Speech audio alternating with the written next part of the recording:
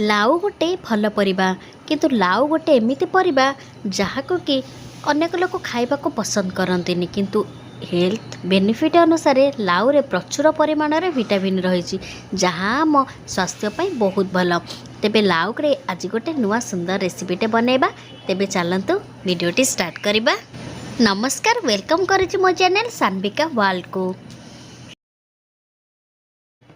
Fridge खोली देखिली गोटे लाउटे अच्छी।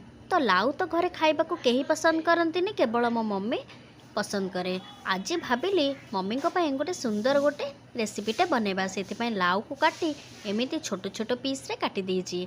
तापरे ताको अल्प लूण पके पानी दे किछि समय सिझेई देइछि। तापरे एथिरे छुंक दबा पाई रसुण एवं लंका नेइछि। तापरे गैस ऑन करी सेथिरे गोटे कड़ाई बसई के सेथिरे अल्प सोरिष तेल एवं छुंक दबा पाई आमर सुखिला लंका एवं जीरा पकेबे। टिके जीराटा फुटिला परे सेथिरे आपण रसुण लंका जो छेचिकी रखिथिले ताकू सेथिरे पकेबे।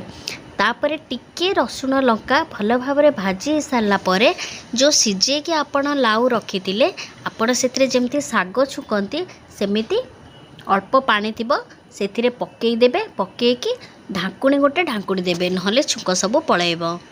अल्प समय पर ढांकुड़ा खोली देबे एवं आउ टिके टिके लाउ को ता सहित भल भाबरे भाजी देबे जेमिति पानी तार बिल्कुल भी मरी जिवो। एबे हमर प्रस्तुत हे गला लाउ रसुण लंका दिया छुंक।